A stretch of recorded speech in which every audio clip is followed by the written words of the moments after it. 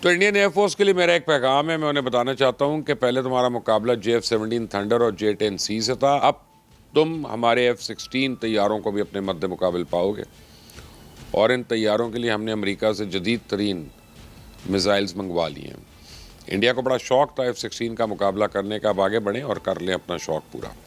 انہیں پتہ چل جائے گا کہ ایمریم میزائل جو ہے اس کی رینج کتنی اور یہ کتنی دور تک مار سکتا ہے. تو میں یقین کے ساتھ کہہ سکتا ہوں کہ پہلے انڈیا نے 3 دن کے لیے اپنی ایئر فورس کو گراؤنڈ کیا تھا.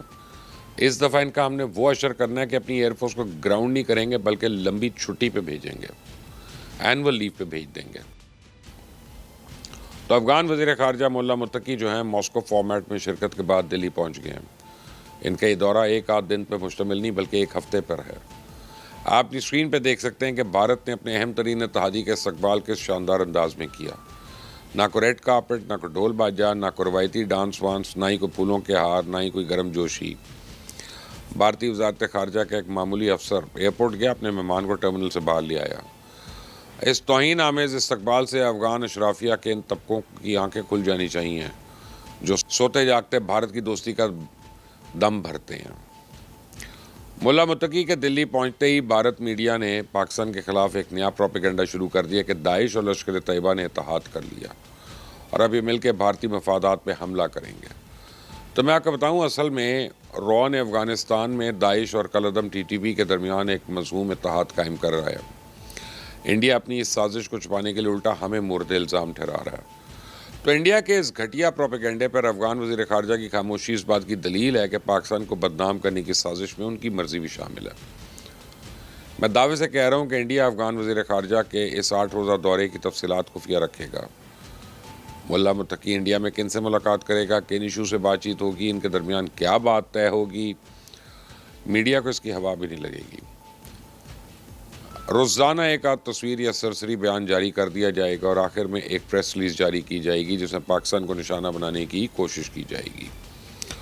تو انڈیا افغان طالبان کو ان کی حکومت کو تسلیم کرنے کا جھانسا دے کر ٹریپ کرنے کی کوشش کر رہا ہے اور آثار بتا رہے ہیں کہ افغان طالبان اس ہنی ٹریپ کا شکار ہوں گے. میں نے کل بھی آپ کو بتایا تھا کہ ماسکو فارمیٹ کے اجلاس میں خطے کے تمام ممالک نے 2 ٹوک انداز میں افغانستان کے سامنے صرف 2 مطالبات رکھے تھے.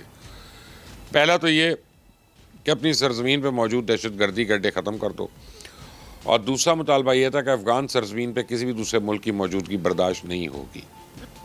یہ تنبیہ صرف بگرام ایئر بیس کے تناظر میں نہیں دی گئی بلکہ اس کا مقصد افغانستان میں بھارت کا عمل دخل محدود کرنا بھی ہے. بھارت تعمیر نو کے بہانے افغانستان میں گھس کر اس کی جڑیں کھوکھلی کرنے میں مصروف ہے. اس وقت افغانستان کے تمام تعلیمی اداروں پہ بھارت کا تسلط ہے جہاں طلباء کے ذہنوں میں پاکستان سے نفرت کا زہر انڈیلا جا رہا ہے. تو افغانستانیوں کے ہسپتال اور تعمیراتی کمپنیوں کے دفاتر انڈیا کے لیے جاسوسی کے اڈے بن چکے ہیں اور ملا متقی کا یہ دورہ بھارت افغانستان کی سمت کا تعین کرے گا. یا تو کابل انتظامیہ کو خطے کے تمام ممالک کی خواہشات کا احترام کرنا ہوگا اور ان کے مطالبات پر سنجیدگی سے اقدامات کرنے ہوں گے، لیکن اگر اس نے بھارت کا ساتھ دینے کا فیصلہ کیا تو پھر اسے بھی بھارت کی طرح سفارتی تنہائی کا سامنا ہوگا. بریکنگ نیوز یہ ہے کہ رو نے حساس معلومات حاصل کرنے کی خاطر پاکستان کے معصوم شہریوں کے لیے خوفناک ہنی ٹریپ بچھایا تھا، لیکن سیکورٹی اداروں نے بروقت سراغ لگا لیا اور اس شیطانی سازش کا پردہ فاش کر دیا. پچھلے کئی روز سے بھارتی خفیہ ایجنسی رو سوشل میڈیا پہ نوکریوں کا لالچ دے کے پاکستانی نوجوانوں کو پھانسنے کی ایک ترکیب آزماری تھی. جو لوگ اس ہنی ٹریپ میں آ جاتے ہیں، نوکری کے لیے اپلائی کرتے ہیں، ان کو اپنی اہلیت ثابت کرنے کے لیے پاکستان کے حساس مقامات اور تنصیبات کی ویڈیو اور تصاویر فراہم کرنے کا ٹاسک سونپا جاتا. جو اجیت دیول شاید اس غلط فہمی میں تھا کہ پاکستان کے خفیہ ادارے اس کی سازش کو بھانپ نہیں سکیں گے، لیکن سیکورٹی اداروں نے بروقت کارروائی کر کے اس کا شیطانی منصوبہ خاک میں ملا دیا. اب پاکستان ٹیلی کام اتھارٹی نے ایک مخصوص رنگ ٹون کی صورت میں پاکستانیوں کے لیے انتہائی اہم انتباہی پیغام جاری کرنا شروع کر دیا ہے اور اس رنگ ٹون کے ذریعے صارفین کو خبردار کیا جا رہا ہے کہ وہ دشمن ملک کی انٹیلیجنس ایجنسیز کی ممکنہ سازش سے آگاہ رہیں، کسی نوکری کے جھانسے میں نہ آئیں.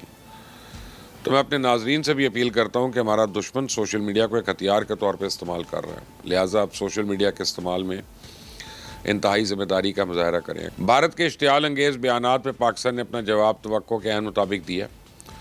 पाक फ़ौज ने पूरी दुनिया पे वाज़ेह कर दिया कि भारत ने अब कोई मुहिम जोई की तो फिर हमारा जवाब तबाह कुन और फैसला कुन होगा। इस बार लड़ाई हुई तो फिर हम ही इसे ख़त्म करेंगे। अब ना तो वाशिंगटन इसमें मुदाखलत करेगा, ना ही रियाद और मॉस्को से कोई फ़ोन आएगा। तो पाकिस्तान के तमाम इत्तेहादी भारत को सबक सिखाना चाहते हैं और ऐसे में इसकी औकात याद दिलाना चाहते हैं।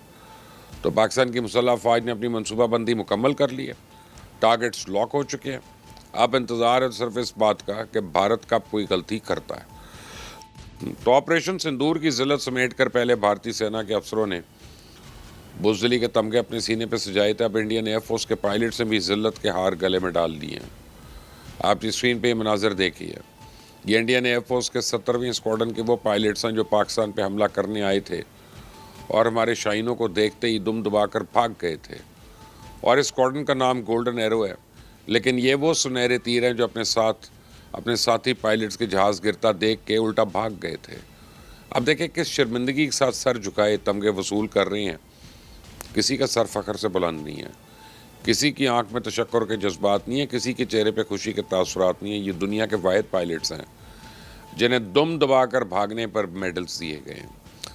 तो जिल्लत के हार बांटने की ये तकरीब एयरफोर्स डे पर रखी गई थी, लेकिन हैरत अंगेज़ तौर पे गोल्डन एरो के कई लापता पायलट्स उस तकरीब में भी मिसिंग थे।